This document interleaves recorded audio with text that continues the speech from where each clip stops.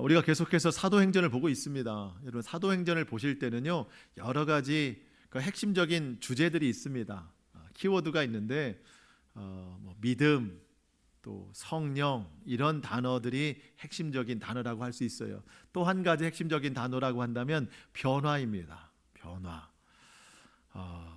제자에서 사도들로 어떻게 변화된 삶을 살고 있는가, 또 성령님께서 어떻게 강하게 역사하시는가, 그리고 또 변화의 한 가지 큰 주제가 있다면 장소의 변화입니다. 장소의 변화. 사도행전은 계속 흐름을 따라서 장소가 계속 바뀝니다. 앞서 1장부터 7장까지는요, 그 장소가 예루살렘이었습니다. 근데 오늘 본문부터는 장소가 변화됩니다. 다른 지역으로 옮겨가요. 오순절 성령강림, 2장에 기록되어 있던 오순절 성령강림을 통해서 성령의 사람들이 거기서 여러 나라 방언을 하는 소리를 듣고 각 해외에 있던 유대인들이 와서 어떻게 저 사람들이 우리가 살던 지역의 말로 기도를 하는가라고, 저들은 술 취한 것 아닌가라고 하는 의심의 말로 물을 때, 그때부터 베드로가 첫 번 설교를 시작합니다. 베드로의 설교를 들은 유대인들이 보통 같으면 이제 마음에 찔려서 좋지 않은 반응을 보일 텐데, 이들에게 놀라운 반응이 있었죠.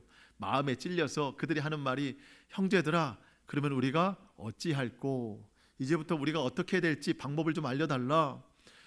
베드로와 사도들의 인도를 통해서 그들이 회개하고 세례를 받고 구원에 이르렀습니다. 그들이 초대교회의 성도들이 됐습니다.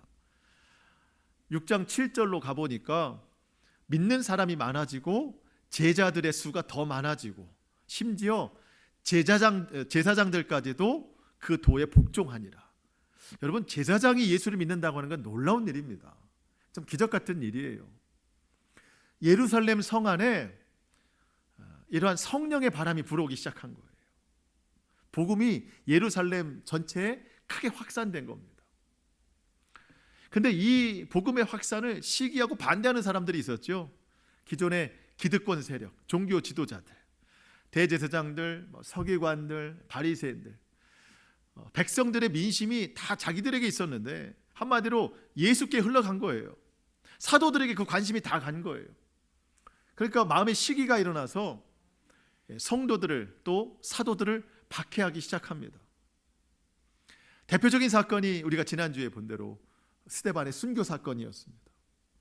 여러분, 스데반의 순교 사건은 단지 한 사람의 죽음만을 의미하는 게 아닙니다. 그 사건을 빌미로 해서 예루살렘 전체에 큰 핍박이 일어났습니다. 그러니까 이 예수를 반대하는 사람들에게 좋은 빌미가 된 거예요. 스데반의 그 순교 사건을 보고 많은 사람들이 두려워하는 그 모습을 보고 제사장들이, 또 바리새인들이 그 핍박의 기세를 몰아서 이 예루살렘에 있는 또 교회, 또 모든 성도들을 다 진멸하자, 이렇게까지 결단하고 크게 핍박하기 시작합니다. 그동안 불어오던 성령의 바람이 한순간에 완전히 꺾이는 거예요. 핍박의 바람이 불어가는 겁니다. 초대교회에 큰 위기가 찾아왔어요. 그게 오늘 보면 1절로 3절로 그렇게 소개가 되어 있습니다. 한번 보실까요? 1절로 3절. 사울은 그가 죽임당함을 마땅히 여기더라. 그날에 예루살렘에 있는 교회에 큰 박해가 있어 사도 외에는 유대와 사마리아 모든 땅으로 흩어지니라. 경건한 사람들이 스데반을 장사하고 위하여 크게 울더라. 사울이 교회를 잔멸할세 각 집에 들어가 남녀를 끌어다가 옥에 넘기니라. 스데반의 그 순교를 통해서 기세를 붙잡은 이 종교 지도자들이요, 완전히 이제는 교회를 다 진멸해버리자. 이들이 꿈꾸는 것은 그거예요. 더 이상 예루살렘에 예수 소동이 없게 하자. 예수가 오기 전에는 우리 예루살렘이 평안했는데 예수라는 사람이 오고 그를 따르는 무리들이 있으니까 이 예루살렘이 소동이 일어나더라. 더 이상 그런 소동이 없고 예전처럼 안정적인 도시가 되자, 그런 마음을 가지고 이제 핍박을 하기 시작하는 겁니다. 예루살렘에 계속 남아있다가는 다 죽게 생겼어요, 성도들이. 그래서 사도들을 제외하고는 모두 다 유대와 사마리아로 흩어집니다. 자, 그러면 이 성도들이 순교가 두려워서 다 도망간 건가? 예수님 십자가 지시기 전에 베드로와 다른 제자들이 다 도망간 것처럼 이들도 그럼 다 두려워서 도망간 건가? 여러분, 그렇지 않다는 거예요. 이들은 도망간 게 아니라 모든 땅으로 흩어져서 거기에서 복음을 전했다는 겁니다. 하나님께서는 이 스데반의 순교를 시작으로 유대 종교 지도자들의 그 강력한 박해, 그 박해를 도구로 삼아서 복음의 확산을 이루신 거예요. 여러분, 1절 맨 마지막에 보면은 흩어지니라 라는 단어가 있습니다. 흩어지니라. 이 단어가 원어의 의미로 살펴보면 흩어 뿌리다 라는 뜻이에요. 여러분, 우리가 씨앗을 뿌릴 때 막 손으로 막 흩어서 뿌리는 그런 뜻입니다. 그러니까 표면적으로는 예루살렘이라는 도시에 그 믿음에 대한 큰 박해가 일어나서 다 도망간 것처럼, 흩어진 것처럼 되어 있지만, 하나님의 관점에서 보면 하나님이 예루살렘에 머물러 있던 성도들을 각 지역으로 보내신 사건이라는 거예요. 거기에서 복음의 씨앗을 뿌리도록 하는 사건이라는 겁니다. 왜 이렇게 하셨을까? 여러분, 우리는 기억합니다. 예수님께서 하늘로 올라가시기 전 마지막 명령, 사도행전 1장 8절에 오직 성령이 너희에게 임하시면 너희가 권능을 받고, 그렇죠? 성령이 임하시면 권능을 받습니다. 그러면 출발을 해야 되는데 어디부터 출발해요? 예루살렘과 온 유대와 사마리아와 땅 끝까지 이르러 예수님의 증인이 된다. 성령이 임하시면, 여러분, 앞서 그 사도행전 2장에 성령이 임했습니다. 성령이 임한 사람은 권능을 받습니다. 그래서 사도들이 앉은 자를 일으켜 세우고, 스데반도 어느 가는 곳마다 귀신을 내쫓고 병든 자를 고쳐줍니다. 사람이 하는 게 아니에요. 성령의 권능으로 하는 거예요. 자, 그러면 출발해야 돼요. 어디부터 출발해요? 예루살렘부터. 그들이 있던 예루살렘부터. 예루살렘의 복음을 확산시켜야 됩니다. 근데 이미 초대교회에 큰 부흥이 일어났어요. 예루살렘에는 큰 복음의 확산이 이미 일어났습니다. 이제 다음에 어디로 가야 돼요? 온 유대와 사마리아와 땅끝으로 가야 됩니다. 근데 성도들이 나아가지를 않아요. 몇 가지 이유는 있습니다. 이 예루살렘 성 안에 큰 부흥이 일어난 것을 기쁨으로 여기는 거죠. 그래서 다른 곳으로 가려고 하지 않아요. 너무 기뻐서. 한편으로는 유대인들에게는 이방인 구원에 대한 거리낌이 있어요. 사마리아에도 구원이 있을까? 없다고 생각하는 유대인들이 많습니다. 구원은 오직 우리 유대인에게만 있다. 그래서 이방 지역으로, 사마리아 쪽으로 가는 것을 아직 두려워하는 마음에 거리낌 있는 사람들도 많이 있어요. 여러 가지 이유로 흩어지려고 하지 않습니다. 그렇게 초대교회 그 예루살렘 안에 다 머물러 있는 성도들을 하나님께서는 이 박해라고 하는 도구를 사용하셔서 흩어 뿌리시는 거예요. 여러분, 그 예수님의 말씀, 너희가 성령을 받으면 흩어져서 내 증인이 되라. 이 말씀을 이루고 살아야 되는데 다 머물러 있으니까 말씀이 이루어지지가 않는 거예요. 그래서 하나님께서는 이 말씀을 이루기 위해서 이 핍박이라는 도구를 사용하시는 겁니다. 흩어진 사람들 가서 뭐 하겠어요? 막 숨어 지내나요? 여러분 4절을 보시면 그 흩어진 사람들이 두루 다니며 복음의 말씀을 전할세. 물론 자원해서 간 건 아니지만 흩어진 사람들이 그곳에서 복음의 말씀을 다 전합니다. 그곳이 변화돼요.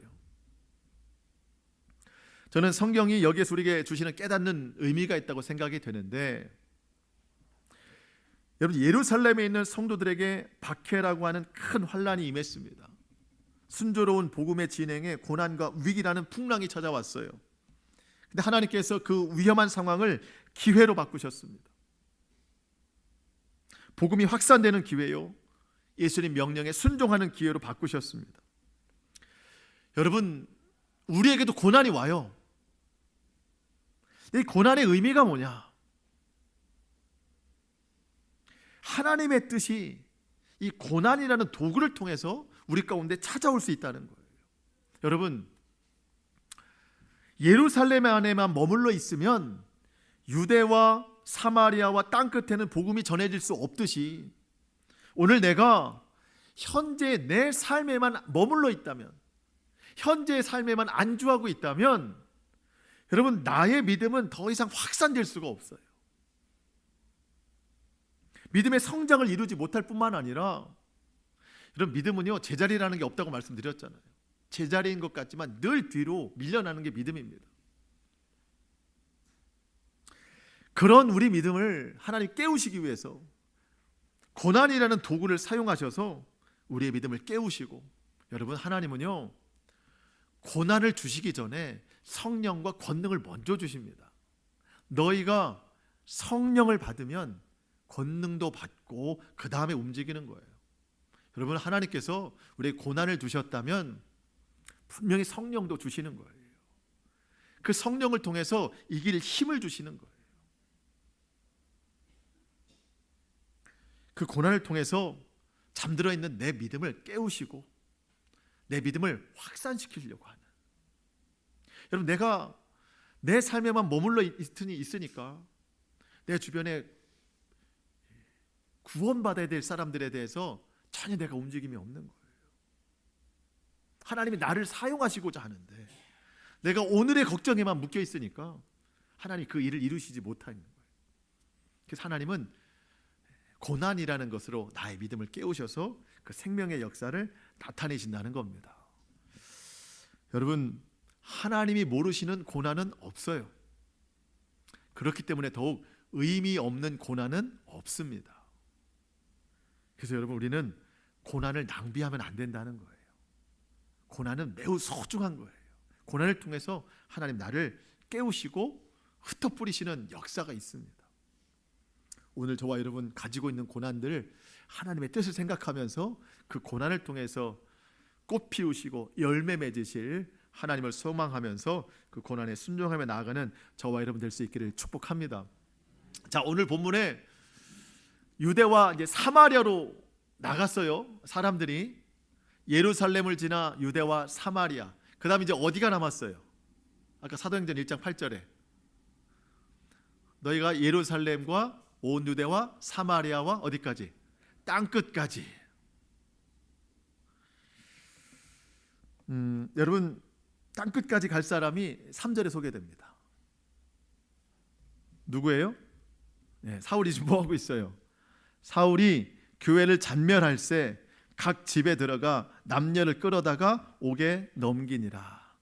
이 사울이 나중에 누가 돼요? 이름 바뀌어서 바울이 됩니다. 바울이 어디까지 가요? 땅끝까지 갑니다. 바울만 거기까지 가요. 땅끝에서 갈 사람이 지금 뭐하고 있어요? 교회를 잔멸하려고 하고 있어요. 교회를 핍박하고 있어요. 여러분, 여러분이 믿음을 핍박하거나 신앙생활, 교회 가는 거 핍박하시는 분들 보시면, 아유, 저 땅끝으로 가려고 저러나? 라고 생각하시면 돼요. 강력한 핍박자가 강력한 선교자가 되는 거예요.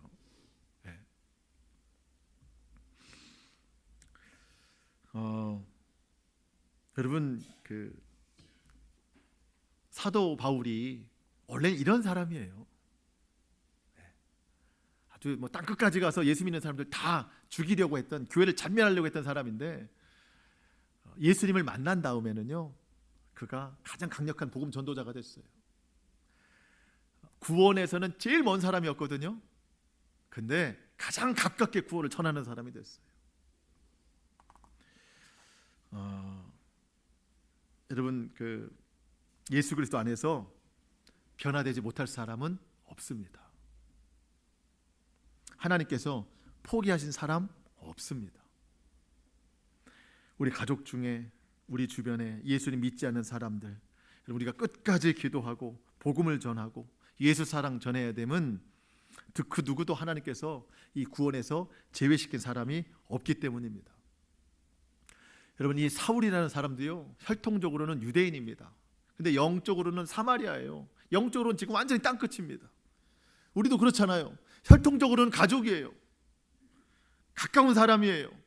근데 영적으로 아무리 가까운 가족이라도 영적으로 지금 사마리아인 사람이 있고 땅끝인 사람이 있잖아요. 여러분, 우리가 그들을 위해서 기도하고 복음 전하고 그들을 위해서 주의 사랑을 나타내려고 하는 것이 예수님의 명령에 순종하기 때문입니다.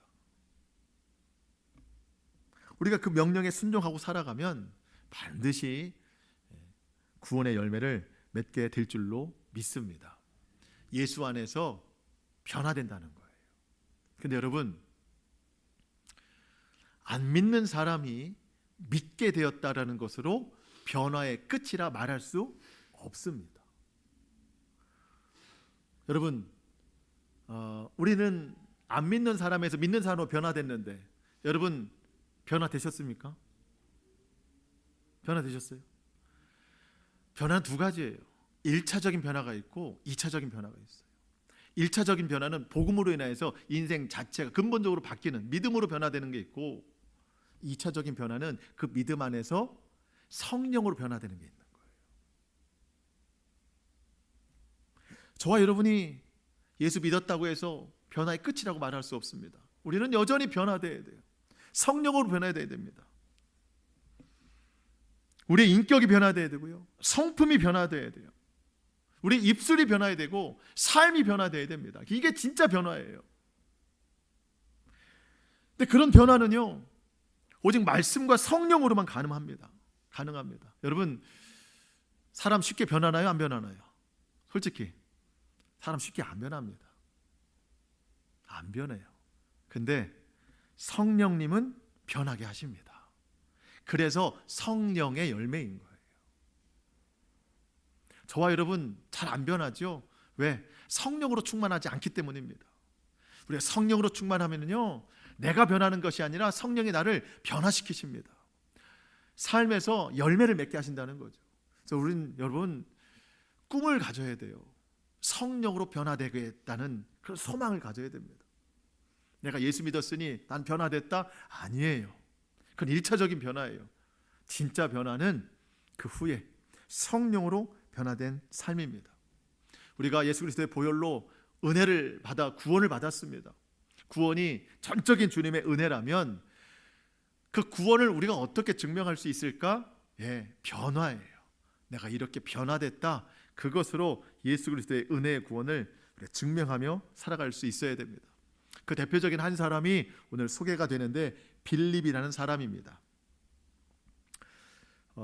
빌립도 여러분 스데반처럼 초대교회 7사람 중에 한 사람으로 선택이 된 사람입니다. 여러분 기억을 좀 떠올리셔서, 사도들이 구제의 사역을 감당하니까 말씀 사역이 안 된 거예요. 그러니까 여기저기가 다 빈틈이 드러나는 겁니다. 그래서 사도들은 말씀과 기도 사역에만 전념하도록 7명을 뽑아서 구제 사역을 시키겠다. 그 7명의 선택의 기준이 있었습니다. 충만이었어요. 여러분 기억하시죠? 성령 충만한 사람, 그리고 믿음 충만한 사람, 그리고 지혜가 충만한 사람 중에 7을 뽑아라. 그들은 사람에게도 칭찬을 받는다. 뽑힌 사람 7사람 중에 스데반을 설교하는데 2가지 충만을 더 이야기합니다. 은혜가 충만하고 권능이 충만하더라. 오늘 본문에 나오는 빌립도 같은 사람이에요. 빌립도 늘 충만한 사람입니다. 믿음과 은혜와 지혜와 권능이, 성령이 늘 충만한 사람이었습니다. 빌립이 그 충만을 가지고 복음이 없는 땅으로 내려갔습니다. 사마리아로 내려갔어요. 어떤 일이 행해졌습니까? 4절로 6절입니다. 그 흩어진 사람들이 두루 다니며 복음의 말씀을 전할세 빌립이 사마리아 성에 내려가서 그리스도를 백성에게 전파하니 무리가 빌립의 말도 듣고 행하는 표적도 보고 한 마음으로 그가 하는 말을 따르더라. 자, 흩어진 사람들이 똑같이 하는 사역이 뭐냐면 복음의 말씀을 전하는 거예요. 여러분, 우리는 오늘도 모여서 예배를 드리지만 흩어지면 복음 전하는 사람이 되어야 됩니다. 예수 그리스도를 증거하는 삶이 되어야 됩니다. 이 빌립이라는 사람도 사마리아 땅에 내려가서 예수님을 전했습니다. 가서 빌립이 전하는 말을 듣고 그가 행하는 표적도 보고 사람들이 한 마음으로 그의 말을 따라 했습니다. 여러분, 가서 빌립이 표적부터 행한 게 아니고요, 가서 하나님의 말씀을 전했습니다. 그 다음에 표적이 일어났어요. 여러분, 순서는 반드시 있어요. 표적부터 나오는 게 아닙니다. 말씀부터 선포가 되는 거예요. 그 말씀을 증명하기 위해서 표적이 일어나는 거예요. 여러분, 그러니까 늘 기적만 바라시면 안 되고요, 말씀을 믿으면 그 삶에 표적이 일어나는 거예요. 그 순서를 우리가 반드시 알아야 됩니다. 어떤 표적이 일어났나요? 여러분, 7절 8절. 많은 사람에게 붙었던 더러운 귀신들이 크게 소리를 지르며 나가고 또 많은 중풍병자와 못 걷는 사람이 나으니 그 성에 큰 기쁨이 있더라. 예수의 이름이 선포된 사마리아 땅에 치유와 회복의 역사가 일어났습니다. 그 성에 기쁨이 생겼어요. 여러분, 이것은 빌립의 능력이 아닙니다. 성령의 능력이에요. 성령님께서 하신 겁니다. 놀라운 역사. 여러분, 빌립이 한 것은 뭐겠어요? 충만입니다. 충만을 위해서 노력한 거예요. 처음 7사람으로 뽑혔을 때부터 지금까지 앞으로도 빌립이 노력한 것은 병 고치는 노력이 아닙니다. 충만의 노력이에요. 그가 처음부터 지금까지 은혜와 믿음과 성령과 지혜와 권능, 이게 충만하기를 늘 기도하고 말씀 앞에 서니까 성령님께서 그 충만을 붙들고 이 빌립을 통해서 이 사마리아 땅에 이런 역사를 나타내는 겁니다. 저와 여러분이 노력할 건 하나예요. 뭐예요? 충만을 위해서 노력해야 됩니다. 믿음 충만. 여러분, 믿음이 충만하려면 믿음은 들음에서 자라잖아요. 그러니까 말씀을 가까이 할 때 믿음이 충만해져요. 성령 충만. 여러분, 기도해야 돼요. 하나님, 나에게 성령 충만을 주시옵소서. 은혜 충만. 여러분, 누가 은혜 충만한가 봤더니요, 입에서 감사가 많은 사람이에요. 하나님 감사합니다는 사람은 늘 은혜가 충만해요. 또 성령이 충만한 사람은 지혜도 충만합니다. 성령님이 깨닫게 하시고 분별하게 하시고 말하게 하시기 때문에. 그래서 저와 여러분이 늘 충만을 위해서 노력해야 된다는 겁니다. 그랬더니 이 충만한 빌립이 사마리아 땅에 내려가니까, 거기서 복음을 전하니까 그 성에 큰 기쁨이 있더라. 이 기쁨이라는 단어가 성령의 열매에서는 뭐라고 표현되죠? 희락이라고 표현됩니다. 희락. 사마리아 땅에 희락이 임했어요. 이거는 그 사마리아 사람들이 성령 충만해서 희락이 된 게 아니라 그들은 성령이 뭔지 몰라요, 아직. 근데 성령 충만한 빌립이 가서 복음을 전하니까 거기에 희락의 기쁨이 충만한 거예요. 그들은 뭔지 모르겠는데 기뻐진 거예요. 여러분, 우리가 성령으로 충만하면서 살아가잖아요. 나는 성령의 기쁨이 있는데 내 기쁨이 흘러가면 사람들은 뭔지 모르겠는데 세상과 다른 기쁨을 느끼는 거예요. 우리가 그렇게 살아야 돼요. 그 기쁨을 전하면서.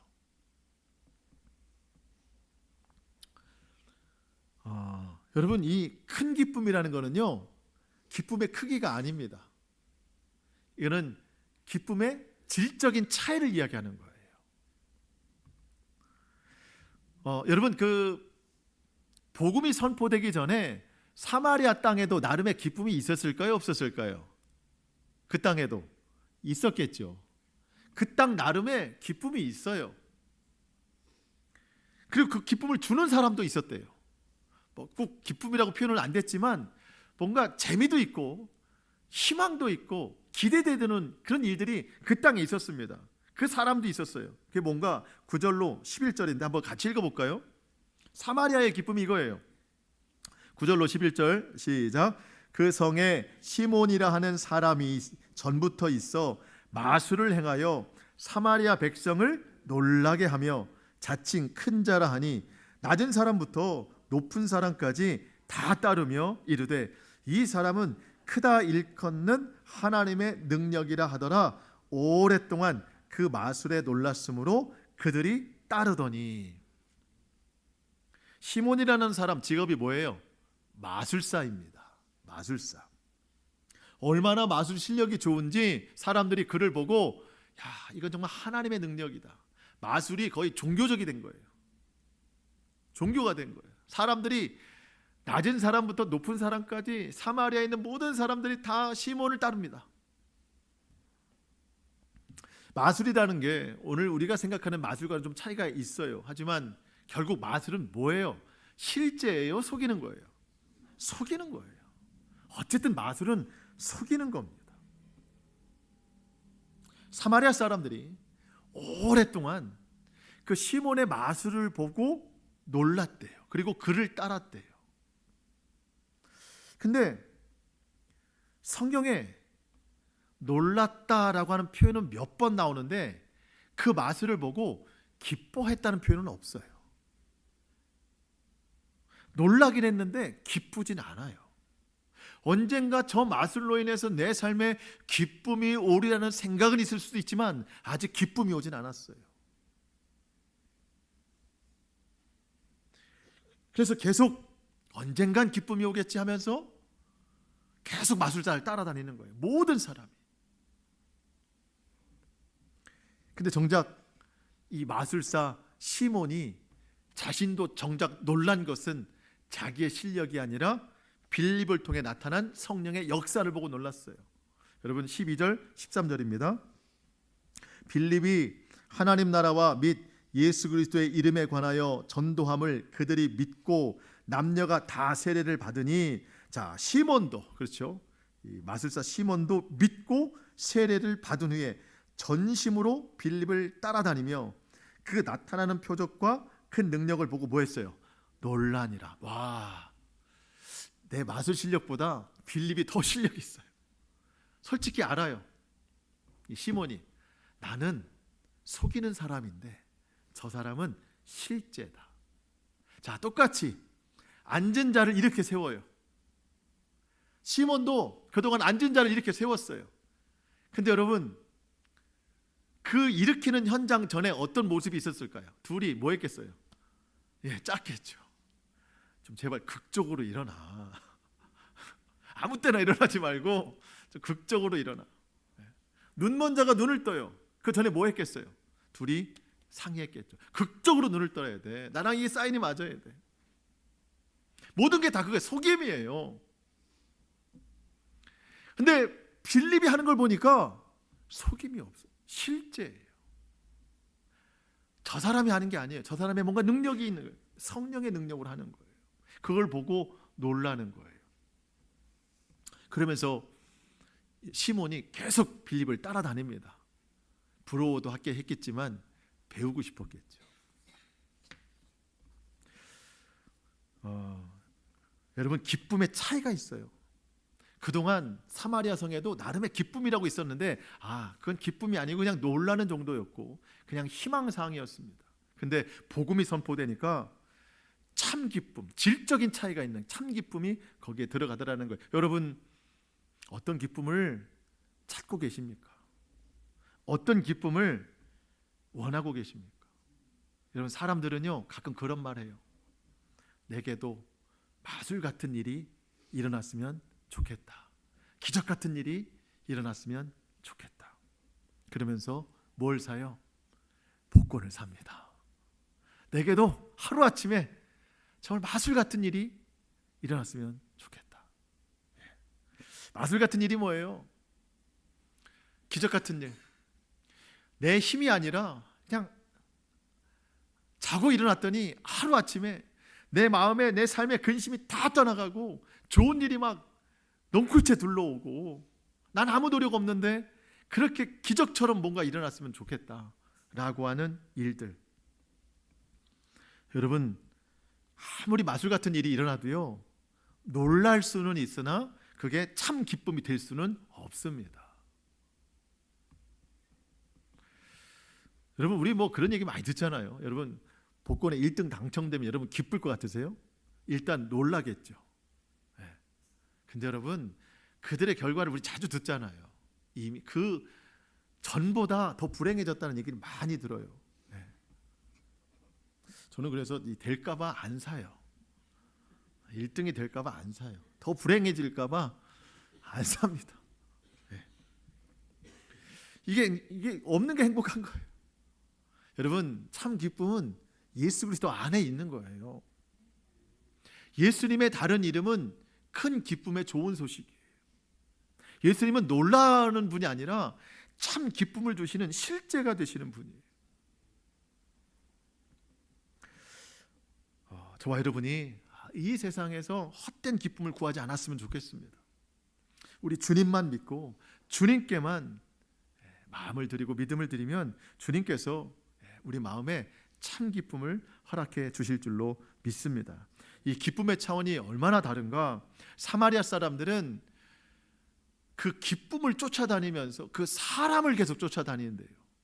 근데 그 사람이 여러분 뭔가 온전한 걸 줄 수 있습니까? 마술사 시몬도 그는 사람이고 그도 끝이 있는 거예요. 여러분 11절 보시면 오랫동안 그 마술에 놀랐으므로 그들이 따르더니 시몬을 따라가요. 시몬을. 근데 여러분 예수님의 기쁨을 누린 사람들은요 사람을 안 따라갑니다. 6절입니다. 6절. 무리가 빌립의 말도 듣고 행하는 표적도 보고 한 마음으로 그가 하는 말을 따르더라. 빌립이 전한 하나님의 말씀을 따릅니다. 왜냐하면 그 말씀이 기쁨의 근원이기 때문이에요. 그 말씀에 길이 있고 빛이 있고 진리가 있기 때문에, 생명이 있기 때문에 그 말씀을 따라가는 삶으로 변화된다는 겁니다. 사람을 쫓아가지 않아요. 말씀만 따라갑니다. 저와 여러분이 오직 하나님의 말씀으로 기뻐하고 그 말씀에 소망을 두고 믿음으로 그 말씀을 지켜 행하는 삶이 될 수 있기를 축복합니다. 말씀을 마치겠습니다. 오늘 두 가지예요. 기억했으면 좋겠어요. 내가 겪고 있는 고난, 하나님의 뜻이 있다는 겁니다. 머물러 있으니까 자꾸 믿음이 뒤로 밀려나고, 근데 그 머물러 있는 믿음을 깨우시기 위해서 하나님이 고난이라는 도구를 사용하신다는 거예요. 그래야 유대와 사마리아 땅끝까지 가거든요. 하나님이 나를 사용하시려고 고난이라는 도구로 나의 잠들어 있는 믿음을 깨우시는 겁니다. 이 과정 가운데 성령과 권능으로 우리를 도와주신대요. 하나님이 고난으로 나를 흩어뿌리시는구나. 나를 통해 놀라운 열매를 맺기를 원하시는구나. 여러분 그렇게 믿으시고 기도함으로 이 고난을 기쁨으로 감사함으로 잘 감당해 나가시기를 축복합니다. 또 한 가지 기쁨이에요. 기쁨, 우리 세상의 기쁨을 쫓지 않습니다. 마술과 같은 기쁨을 쫓지 않아요. 오직 예수 그리스도만이 참 기쁨, 참 소망 되신 것을 믿으며 그 안에서 새로운 소망을 발견하며 나아가는 저와 여러분 될 수 있기를 주님의 이름으로 축복합니다. 아멘. 기도하겠습니다.